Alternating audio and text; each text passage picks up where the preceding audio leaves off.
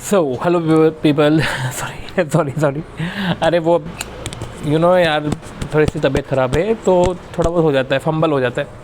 तो hello people, this is your channel CATV and in this video we are going to do the questions of derivative. इसके पहले जो एक video issue करा था तो उसमें रिजोल्यूशन बहुत ही कम था, तो उसको मैंने फिक्स किया और अब शायद रिजोल्यूशन आपको प्रॉपर आ जाएगा। तो मैं बोलना चाह रहा हूँ कि अपन ने डेरिवेटिव के क्वेश्चंस तो स्टार्टिंग तो हमने कर दी थी। इनफैक्ट हमने हैजिंग वैजिंग के क्वेश्चन भी देखे थे, तो आपने वो कर लिए होंगे, होप्स तो कर लिए होंगे, ठीक है।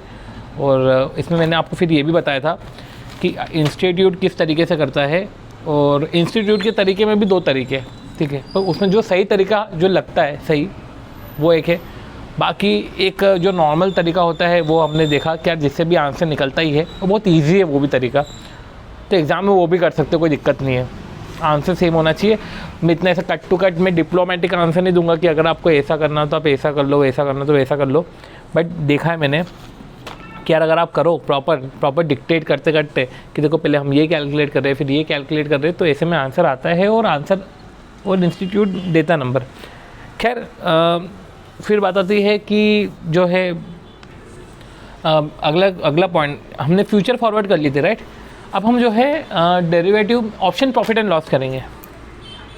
तो स्टार्ट करते हैं बिना किसी देर की option profit and loss. And जो है सबसे पहले हम ऑप्शन की कुछ थ्योरीज देख लेते हैं। तो ऑप्शन की कुछ अगर हम बेसिक फंडामेंटल अंडरस्टैंडिंग ले लेंगे ना, फिर हम जो है अच्छे से समझ लेंगे, ठीक है।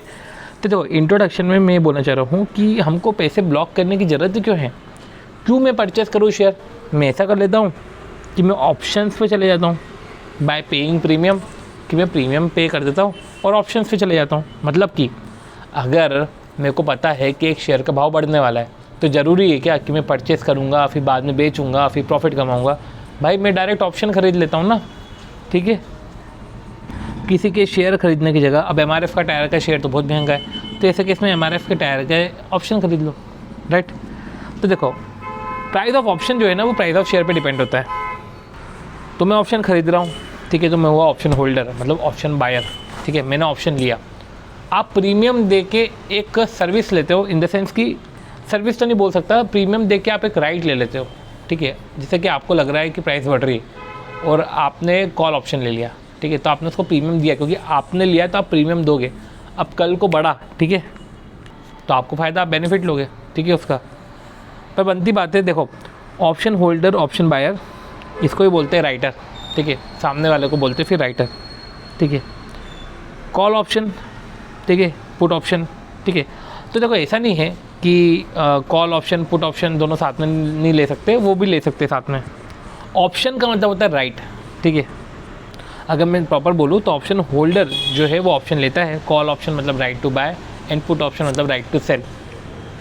जैसे समझो कि ऑप्शन है, ठीक है, एक शेयर है 100 का, ठीक है। अंडरलाइंग एसेट में बोल देता हूँ कि देखो हर एक एसेट का अपना ऑप्शन होगा, ठीक है। जैसे शेयर है तो शेयर ऑप्शन है, तो अपन समझ लेते हैं कि XY कोई सी अंडरलाइंग एसेट है वो 100 का है और आपको लग रहा है कि इसकी प्राइस बढ़ेगी, तो आपने ऑप्शन देखा, तो ऑप्शन देखा कि उसका प्रीमियम जो है 2 रुपये है, तो आपने 2 रुपये दिए और प्राइस 105 हो गई। तो ऐसे केस में क्या हुआ कि आपको 5 का फ़ायदा हुआ, 2 आपके प्रीमियम गया था, तो आपका जो है नेट में गेन हो गया, ठीक है।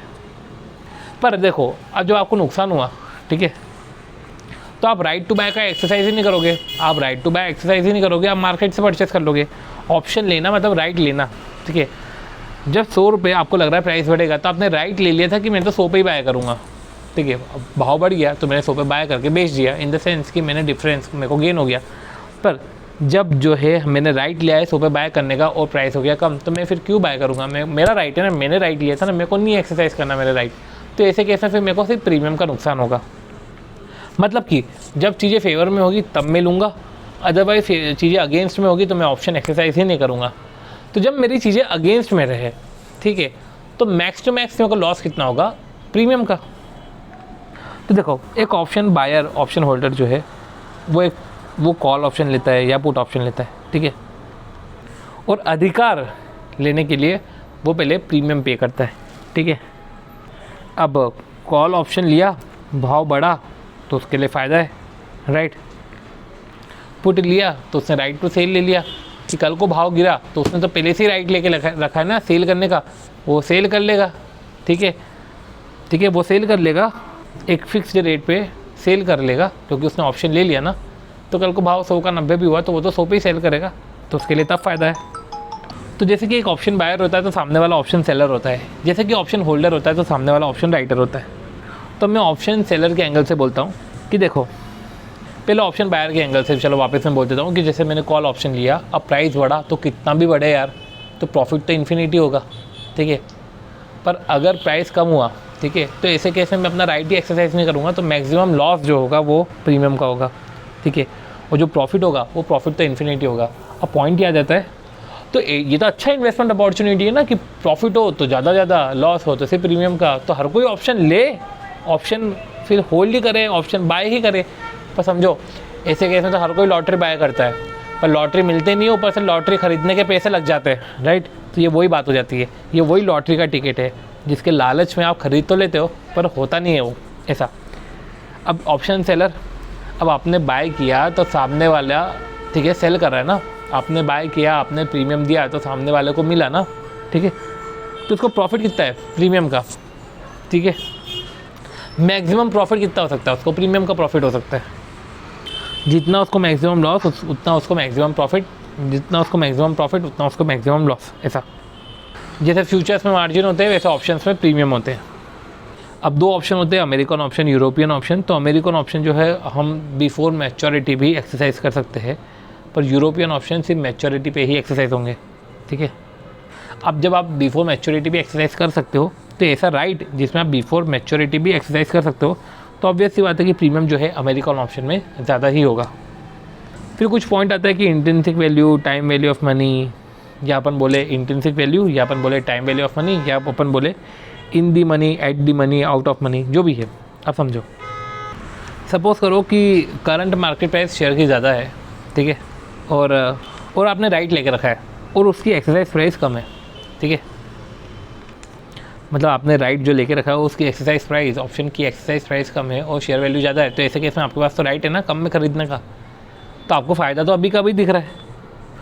तो सपोज़ करो कि मार्केट प्राइस 105 है और ऑप्शन पे 100 है, तो हर कोई राइट लेगा परचेस करने का, ठीक है। बट ये हो गया हमारा, चलो ठीक है, इन द मनी। पर अगर प्रीमियम 8 रुपये होता तो, राइट ना, प्रीमियम अगर कभी 8 रुपये हो, तो ऐसे केस में समझो जो 5 रुपये का गेन है वो तो हमारा इंट्रिंसिक वैल्यू होता है, जिसको अपन बोलते हैं अभी का प्रॉफिट, ठीक है, इन दी मनी, अभी का प्रॉफिट, ठीक है। और जो 3 का, तो या तो आप ऐसा बोल दो कि 5 रुपये आपकी इंट्रिंसिक वैल्यू है, ठीक है, क्योंकि आपको अभी बेनिफिट हो गया। और एक होता है कि टाइम वैल्यू, टाइम वैल्यू ये होता है कि भैया 8 रुपये दे के 5 रुपये आपको मिल रहे हैं, ठीक है, तो टाइम वैल्यू आपका 3 हो जाता है। इंट्रिंसिक वैल्यू तो होता है अभी का प्रॉफिट, ठीक है, अभी कितना प्रॉफिट हो रहा है, छोड़ो प्रीमियम, अभी तुम बताओ कितना प्रॉफिट हो रहा है। पर टाइम वैल्यू थोड़ा सा समझदार है, वो प्रीमियम को नेट करके लेता है। वैसे पुट ऑप्शन में हो सकता है कि चलो मैंने एक्सरसाइज प्राइस लिया और करंट मार्केट वैल्यू कम हो गई, तो भैया मैंने तो राइट ले लिया था ना सेल का एक्सरसाइज प्राइस पे, तो वही डिफरेंस है इन दी मनी। तो जो फ़ायदा है वो इंट्रिंसिक वैल्यू है, वो तो प्रीमियम देखता ही नहीं है, पर जो टाइम वैल्यू है वो समझदार है, वो प्रीमियम भी देखता है, ठीक है, प्रीमियम को नेट करके लेता है। अब समझो आपके ऑप्शन पे एक्सरसाइज जो था वो 100 था और सपोज़ करो कि मार्केट प्राइस भी 100 है, तो ऐसे केस में एट द मनी होता है, ठीक है। और अगर आपको अभी के अभी लॉस दिख रहा है कि मेरी एक्सरसाइज प्राइस तो ये है 100 और करंट मार्केट प्राइस तो 95 दे के रखा है, मतलब कि समझ लो कि अभी के अभी लॉस दिख रहा है, तो ऐसे केस में उसको हम बोलते हैं आउट द मनी, ठीक है। और फिर ऐसी सिचुएशन में इंसान ऑप्शन लेता भी नहीं है, डायरेक्ट मार्केट में चले जाता है फिर वो। तो देखो in the money, at the money, out the money आपको समझ में आ गया होगा। इन द मनी में आपको फिर 2 चीज़ समझनी पड़ती है कि इन द मनी तो होता है श्योर शॉर्ट प्रॉफिट, उसमें एक समझदार होता है और एक बेवकूफ़ होता है, ठीक है। बेवकूफ़ होता है अपना इंट्रिंसिक वैल्यू, जो अभी के प्रॉफिट को पूरा देख लेता है, पर जो समझदार होता है वो प्रीमियम को नेट करके बोलता है। ऑप्शन पे ऑफ एक होता है कैलकुलेशन, जिसमें अपन क्या करते हैं कि इंट्रिंसिक वैल्यू, मतलब वही बेवकूफ़ी, तो इंट्रिंसिक वैल्यू को जो है हम मल्टीप्लाई करते हैं प्रोबेबिलिटी से। चलो एक क्वेश्चन करते हैं, इससे मैं आपको समझाता हूँ। देखो इधर अपन क्या निकाल रहे हैं, एक्सपेक्टेड वैल्यू ऑफ ऑप्शन, ठीक है, ऑप्शन की क्या वैल्यू होनी चाहिए, ठीक है, ठीक है। तो समझो कि एक्सरसाइज प्राइस आपकी हुई 500 और 3 महीने का पीरियड है। अब मैच्योरिटी है 520, 530, 510, 490 जो भी है, ठीक है। अब समझो मैं कॉल ऑप्शन की बात कर रहा हूँ, 520 पे तो आप एक्सरसाइज करोगे ही करोगे, ठीक है। ठीक है, एक्सरसाइज करोगे आपको प्रॉफिट होगा। इंट्रिंसिक वैल्यू रहेगा ना, क्योंकि इसमें प्रीमियम तो लेते ही नहीं, अपन बेवकूफ़ रहता है, प्रीमियम नहीं लेते, तो 20 का प्रॉफिट होगा। 530 लोगे तो भी ऑप्शन एक्सरसाइज करोगे, 510 पे भी करोगे इनफैक्ट, पर 490 हुआ तो नहीं करने वाले दोनों केस में। तो ऐसे केस में 3 केस में आपको करोगे और आपको इतना इतना का प्रॉफिट होगा। इसमें प्रोबेबिलिटी से मल्टीप्लाई कर लो, तो ऐसे केस में जो है वैल्यू 13 ये आता है ऑप्शन 13, मतलब कि ये expected value of call option है, ठीक है। अब प्रीमियम अगर 13 से कम रहा, ठीक है, प्रीमियम अगर 13 से कम रहा तो फिर ठीक है, तो प्रीमियम कायदे से 13 के ऊपर जाएगा भी नहीं। प्रीमियम जो है लालच देने के लिए, देखो सिंपल सी बात है, प्रीमियम 13 के ऊपर तो जाएगा भी नहीं। प्रीमियम अगर लोगों ने 13 के ऊपर रख दिया तो कौन फिर प्रीमियम देकर ऑप्शन लेगा, वो 13 के नीचे ही रखेगा, ठीक है, ताकि एक चांसेस भी रहे लॉस का और प्रॉफिट का, दोनों का, ठीक है। तो प्रीमियम भी ऐसे ही डिसाइड होता है, मतलब ले देख के मेरे को आपको ये बताना है कि प्रीमियम जो डिसाइड होता है वो इस तरीके से डिसाइड होता है कि आप प्रोबेबिलिटी देख लो, ठीक है, उसके हिसाब से सबको मल्टीप्लाई करके ज़्यादा से ज़्यादा इतना बेनिफिट हो सकता है, प्रीमियम इतना, ठीक है, तो वो एक्सपेक्टेड वैल्यू ऑफ ऑप्शन है और प्रीमियम इससे ज़्यादा मत कर देना। अब पॉइंट ये है कि ये एक्सपेक्टेड वैल्यू ऑफ ऑप्शन कायदे से तो 3 महीने बात करेगा, ठीक है, पर इसकी 3 मंथ की डिस्काउंटिंग मत करना। एक्सपेक्टेड वैल्यू ऑफ ऑप्शन की कभी भी डिस्काउंटिंग नहीं होती। अब देखो, अगर डेरिवेटिव कॉन्ट्रैक्ट में अगर आपने नाम सुने होंगे तो आपने हेजर, स्पेक्यूलेटर, आर्बिट्रेजर ये देखा होगा आपने। हेजर क्या होता है? आर्बिट्रेजर तो बहुत ही चतुरे होते हैं, शॉर्ट प्रॉफिट कमाना ही है और सर्टेनिटी के साथ, ठीक है, तो सर्टेनिटी और शॉर्ट प्रॉफिट, ठीक है, तब ये दो लिखो, एक फैक्टर लो सर्टेनिटी, एक है शॉर्ट प्रॉफिट। आर्बिट्रेजर में दोनों पे टिक लगेगा, पर जब हेजर आता है तो हेजर में सर्टेनिटी पे टिक हो जाता है, शॉर्ट प्रॉफिट का नहीं पता हमको। और स्पेक्यूलेटर पे तो ना तो सर्टेनिटी पे टिक है ना तो शॉर्ट प्रॉफिट पे टिक है। सर्टेनिटी का भी कोई भरोसा नहीं, अनसर्टेनिटी है, प्रॉफिट लॉस होगा मेरे को नहीं पता, ले दे के शर्त ही लगा रहे, पर हेजर में कम से कम सर्टेनिटी है, ठीक है। अब शॉर्ट प्रॉफिट नहीं होता, कल को लॉस भी हो सकता है, पर सर्टेनिटी है कि मेरे को पता रहेगा जो भी है, जो भी हो मेरे को पता रहेगा। आर्बिट्रेजर को क्या रहता है, उसको पता भी है और उसको ये भी पता है कि उसको प्रॉफिट है। हेजर को उसको पता है पर उसको ये पता है कि प्रॉफिट है कि लॉस है, और स्पेक्यूलेटर उसको पता ही नहीं है। देखो, एक मैं आपसे चीज़ पूछ रहा हूँ कि कल को अब मुझे लग रहा है कि शेयर का प्राइस कम हो जाएगा, ठीक है, तो मैं पुट ऑप्शन ले लूँगा। पुट ऑप्शन से कम मेरे पास अधिकार आ जाएगा मेरे को बेचने का, कि मैंने पुट ऑप्शन ले लिया, देख मैं बेचूंगा, ठीक है, और कल को शेयर का प्राइस कम हुआ तो मेरे को तो फ़ायदा ही है, क्योंकि मैंने बेचने का कॉन्ट्रैक्ट तो करके ही रखा है पहले ही। अब ना एक पॉइंट आता है स्टॉक लैंडिंग स्कीम में, एक बार आपको थोड़ा सा वो भी देख लेते अपन, उसको बोलते हैं stock lending and borrowing scheme, ठीक है। अभी stock lending and borrowing scheme क्या होता है कि जब मुझे लग रहा है कि सपोज़ करो कि शेयर का प्राइस कम होगा, ठीक है, तो मैं ऐसा बोलूँगा क्या शेयर का प्राइस कम होगा, तो मैं ऐसा करता हूँ, मेरे को लग रहा है कम होगा तो अब भी बेचो भैया, बेचो अभी बेचो, ठीक है, तो शॉर्ट सेल करा 100 पे और बाद में जो है प्राइस कम भी हो गया, तो मैं करूँगा क्या, समझो ना, मेरे को अगर बेचना है, ठीक है, तो मैं अभी मार्केट से पैसे उधार लेके पहले स्टॉक को खरीदूँगा फिर मैं बेचूँगा। तो ऐसा नहीं, क्योंकि मैंने खरीदूँगा बेचूँगा तो मेरे को तो ज़ीरो का ही रहेगा ना। मैं किसी से उधार लूँगा स्टॉक, मैंने उधार में ले लिया स्टॉक और मैंने बेच दिया, मैं बोलूँगा क्या तेरे पास स्टॉक रखा है क्या, अरे मेरे को दे यार, मेरे को लग रहा है कि इसका मतलब कि मैं इसको बताऊँगा नहीं, पर मेरे को पता है कि इसका भाव कम होने वाला है तो मैंने तो बेच दिया, मतलब उधार की चीज़ बेच दी। थोड़ा सा अजीब लगेगा पर उधार की चीज़ बेच दी मैंने, ठीक है, पर बाद में परचेस करके उसको दे दी तो उसको तो उसके शेयर मिल जाएंगे, पर मेरे को मेरा प्रॉफिट भी मिल जाएगा, समझो ना। जैसे कि एक कॉस्को की बॉल है, उसको एक लड़का भी खरीद के ही आया, तो मैंने उसको बोला यार मेरे को यार बॉल दिया यार, मेरे को क्रिकेट खेलना है। अब कल को बॉल की, तेरे को पता है कि बॉल की प्राइस कम हो जाएगी, तूने बेच दिया, पैसे आ गए तेरे पास, ठीक है। अब भाई वो 60 की बॉल 70 की बॉल अब हो गई भैया 50 की, 50 में ख़रीद के उसको दे देगा बॉल वापस, उसको 20 का प्रॉफिट हो गया। तो क्या किया मैंने, उधार में स्टॉक लिया ना। तो मैं आपको एक एग्जांपल बता रहा हूँ कि देखो मेरे को लग रहा है जब बिकेगा तब, ठीक है, ठीक, आपको मैंने फ्रेमवर्क दिया है। अब इतना फ्रेमवर्क देने के बाद क्वेश्चन करना तो बनता है, 14-15 मिनट अगर हमने कुछ पढ़ा है तो कुछ तो क्वेश्चन करें ताकि समझ में भी आए कि बोल क्या रहे हैं, ठीक है। ऐसा थोड़ी ना कि पढ़ के आगे बढ़ना है, क्वेश्चन भी करना है हमको। तो मैं बस एक आखिरी पॉइंट आपको बता रहा हूँ कि देखो एक ऑप्शन प्राइसिंग और वैल्यूएशन ऑफ ऑप्शन होता है। अब वैल्यूएशन ऑफ ऑप्शन मैंने आपको बताया है कि वो एक्सपेक्टेड वैल्यू ऑफ ऑप्शन आप प्रोबेबिलिटी से निकाल लो और प्रीमियम उससे ज़्यादा नहीं होना चाहिए, ठीक है। तो वो तो मैंने आपको बहुत ही बेसिक तरीका बताया था, ठीक है, ये मैंने आपको बहुत ही बेसिक तरीका बताया था, बट इसके लिए जो है मेथड होती है, एक होती है बाइनोमियल मॉडल, एक होती है ब्लैक स्कोल्स मॉडल और एक होती है put call parity theorem. Binomial, Black Scholes, put call parity. Binomial के अंदर दो चीज़ें होती है, रिस्क न्यूट्रल प्रोबेबिलिटी और डेल्टा हेजिंग। फिर पुट कॉल पैरिटी और ब्लैक स्कोल्स मॉडल। और इस पे तो सेपरेट ही होगा जो होगा वीडियो, ठीक है। पर पॉइंट ये है कि मैं आपको बता चुका हूँ कि स्टॉक लेंडिंग का मतलब क्या होता है। पार्टिसिपेंट मैंने बताए हैं, ऑप्शन पे ऑफ मैंने बताया था एक्सपेक्टेड वैल्यू ऑफ ऑप्शन की इंट्रिंसिक वैल्यू का आप वेट से प्रोबेबिलिटी से मल्टीप्लाई कर दो, ठीक है वो तो। और फिर in the money at the money समझाया था। अभी हम क्वेश्चन करते करते और समझ लेंगे। यूरोपियन अमेरिकन ऑप्शन हमने समझा। मैंने आपको प्रॉफिट एंड लॉस समझाया कि कॉल ऑप्शन पुट ऑप्शन पे कैसा होता है, मैक्सिमम प्रॉफिट कितना हो सकता है, मैक्सिमम लॉस कितना हो सकता है, ये सब मैंने आपको बताया। और फिर ठीक है, मैंने एक ऑप्शन के बारे में समझाया कि मैं शेयर क्यों खरीदूँ, मैं तो ऑप्शन ही खरीद लूँ ना। अब जो है इस पर क्वेश्चन कर लेते थोड़े बहुत, ठीक है। तो स्टार्ट करते हैं ऑप्शन प्रॉफिट एंड लॉस से।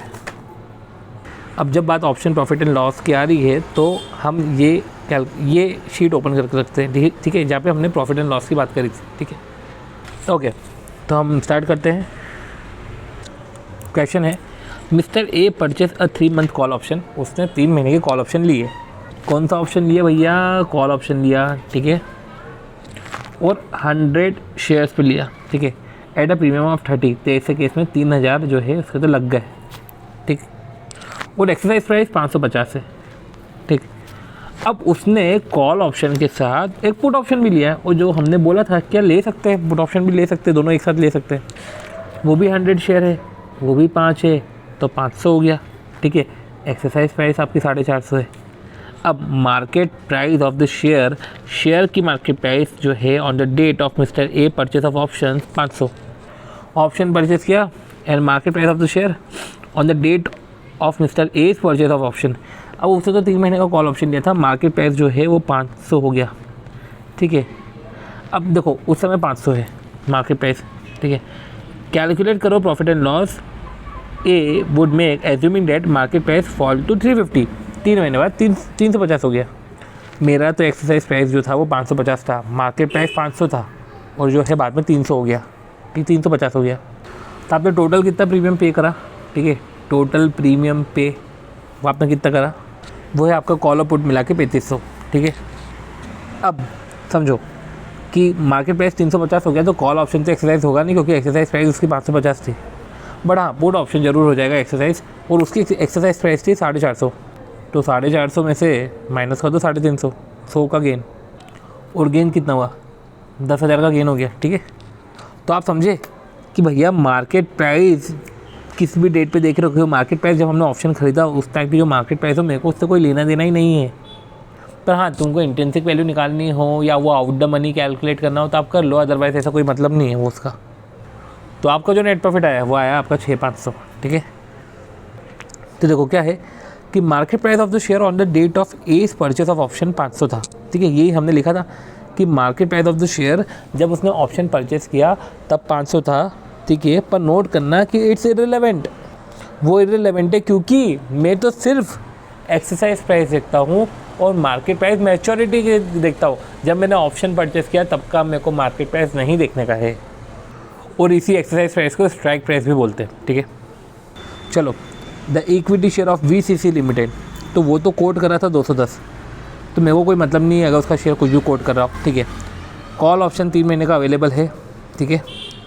अब कॉल ऑप्शन अवेलेबल है और प्रीमियम 6 रुपये है। पुट ऑप्शन अवेलेबल है, प्रीमियम 5 रुपये है।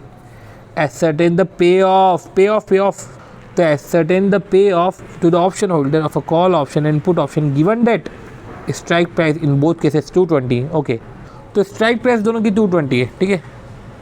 अब देखो the share price on the exercise day वो 200, 210, 220, 230, 240 है। देखो इसमें जो है ले देखे हमको नेट पे ऑफ निकालना है। उसने ये नहीं बोला कि सिर्फ आपको पे ऑफ ही निकालना है, आपको नेट पे ऑफ ही निकालना रहेगा। ये तो जो हमने ग्रॉस पे ऑफ वाला कंसेप्ट समझा था वो तो तब ज़रूरी हो जाता है जब हमें जो है दे के ही नहीं रखा हो प्राइस, मैच्योरिटी का, एक्सरसाइज डे का प्राइस। अब एक पॉइंट ये भी समझना कि जो share price on exercise day है, ठीक है, तो ये एक्सरसाइज डे का मतलब ये नहीं है कि जिस दिन ऑप्शन एक्सरसाइज करा वो वाला। आपने 3 महीने का ऑप्शन लिया है तो ये 3 महीने बाद का है, ठीक है, क्योंकि ऑप्शन आपने ले लिया अभी, पर एक्सरसाइज तो 3 महीने बाद ही करोगे ना।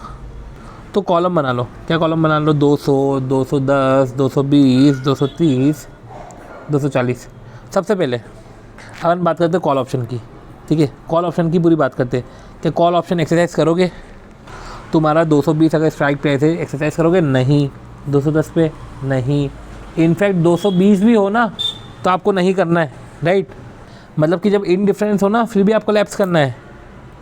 तो देखो ये तो है पॉइंट, ये तो आपको समझना पड़ेगा, ठीक है। पर 230 हुआ तो आपने एक्सरसाइज करा, 240 पे आपने एक्सरसाइज करा, ठीक है।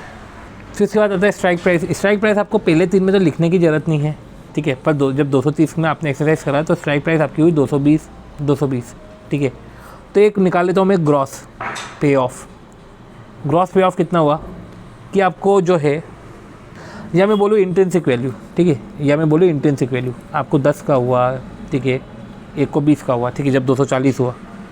पर प्रीमियम कितना पे करा? 6 सब में पे करा। तो नेट पे ऑफ -6, 4 प्रॉफिट, 14 प्रॉफिट, ठीक है। यही आ जाते हैं कि हम कैलकुलेट करते हैं पुट ऑप्शन के रिस्पेक्ट में कि 200, 210, 220, 230, 240, ठीक है। अब आप देखो पुट ऑप्शन की बात करें, 200 पे तो यस एक्सरसाइज करेंगे, 210 पे यस एक्सरसाइज करेंगे, 220 पे ना, 240 ना, 230 ना, ठीक है। स्ट्राइक प्राइस क्या था? 220 पहले पे लिख दो, दूसरे पे लिख दो, फिर तीसरे चौथे पाँचवें पे तो लिखो ही मत, ठीक है। तो ऐसे केस में आप इंट्रिंसिक वैल्यू तो निकाल सकते हो, 20 की प्रॉफिट है, ठीक है। फिर आपको एक बार 10 का प्रॉफिट आया, राइट। फिर आपको 0, फिर आपका प्रीमियम आ गया। प्रीमियम कितना है? 6। फिर आपका नेट पे ऑफ में अगर बात करूँ कितना रहेगा? 14 का प्रॉफिट, 4 का प्रॉफिट, फिर 6 का नुकसान, 6 का नुकसान, 6 का नुकसान, ठीक है। सॉरी, ये प्रीमियम इधर 5 थी तो 15 का प्रॉफिट, ठीक है। फिर 5 का प्रॉफिट हुआ, फिर 5 का नुकसान, 5 का नुकसान, 5 का नुकसान, ठीक है। तो इस तरीके से आपने दोनों टेबल तो बना दी। फिर आप ये बोल रहे हो कि किसी को कॉल ऑप्शन एक्सरसाइज करना है तो वो तभी एक्सरसाइज करे जब उसका स्ट्राइक प्राइस प्लस प्रीमियम से बढ़ के, मतलब कि उसका मार्केट प्राइस जो है शेयर का 226 से ऊपर हो। और जिसको पुट एक्सरसाइज करना है वो तभी एक्सरसाइज करे जब उसका स्ट्राइक प्राइस जैसे है 220, ठीक है। 5 माइनस करो, ठीक है, 215 के नीचे हो तो द पुट एक्सरसाइज करो और फिर जो है कॉल एक्सरसाइज करो। तो ये बोल के रखा है also indicate the price range of which call and put option में भी गेनफुली एक्सरसाइज, कि एक प्राइस रेंज बताओ। तो आपने कॉल ऑप्शन की एक रेंज बताई, ठीक है, कि इससे ऊपर होना। पुट ऑप्शन में आपने बोला कि इससे नीचे होना। अब आपने भी देखा इसके प्रेजेंटेशन में दिक्कत कहाँ आई? दिक्कत क्या है? दिक्कत कोई नहीं है। हमने क्या लिया था? इंट्रिंसिक वैल्यू, ठीक है। फिर हमने प्रीमियम लिया और हमने नेट पे ऑफ निकाला।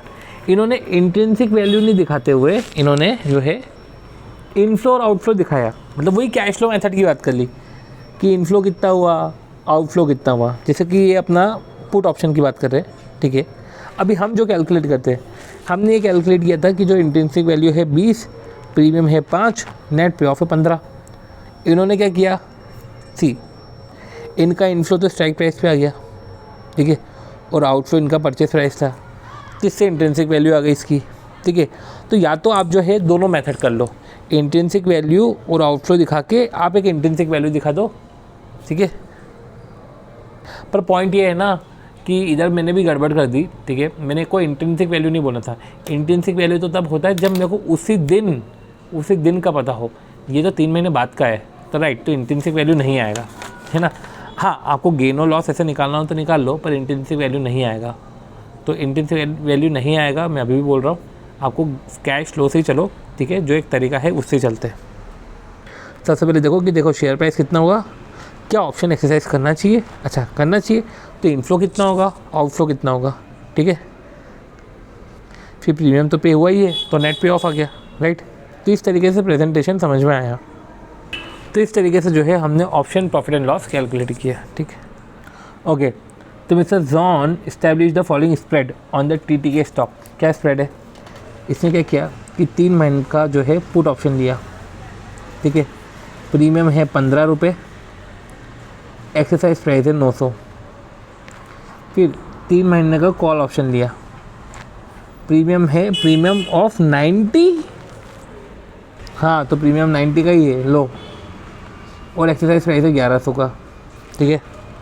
ये मैं स्ट्राइक प्राइस बोल रहा हूँ, एक्सरसाइज डे का शेयर प्राइस नहीं बोल रहा हूँ मैं, ये मैं स्ट्राइक प्राइस बोल रहा हूँ, ठीक है। अब टीटी के स्टॉक जो करंटली सेल हो रहा है 1000 पे, मेरे को क्या लेना देना उससे, मेरे को तो गेन और लॉस कैलकुलेट करना है। 8 नंबर का आया था, if price of stock remain 1000, चलो 1000 रहा तो एक टेबल ये बना, चलो फॉल हुआ 700 पे तो दूसरी टेबल ये बनी, दूसरी वो क्या बोलते हैं, दूसरा क्या बोल रहा हूँ मैं नहीं भूल रहा, दूसरा कॉलम, और 1200 हो गया तीसरा कॉलम ये। तो चलो ठीक है, पहले मैं कॉल की बात करता हूँ कि कॉल आप जो है 1000 पे एक्सरसाइज करोगे तो हाँ, 700 पे ना, 1200 पे हाँ, चलो ये करा आपने। चलो फिर उसके बाद आपका स्ट्राइक प्राइस क्या रहेगा, क्योंकि आपने एक्सरसाइज करा है तो पहले तो आपका आउटफ्लो रहेगा स्ट्राइक प्राइस पे।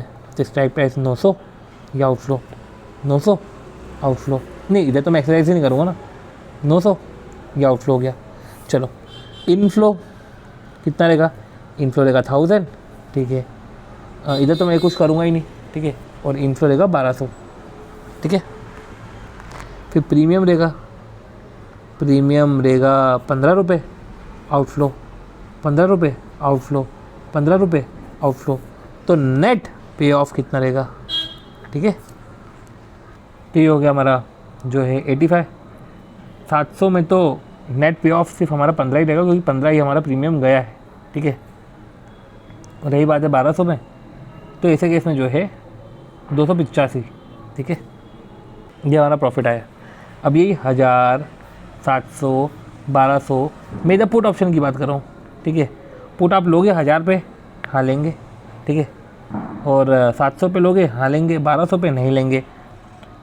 अब इनफ्लो, इधर इनफ्लो पे ले आएगा, इनफ्लो इसका स्ट्राइक प्राइस पे हो जाएगा 1100 का इनफ्लो, ठीक है, 1100 का इनफ्लो, ठीक।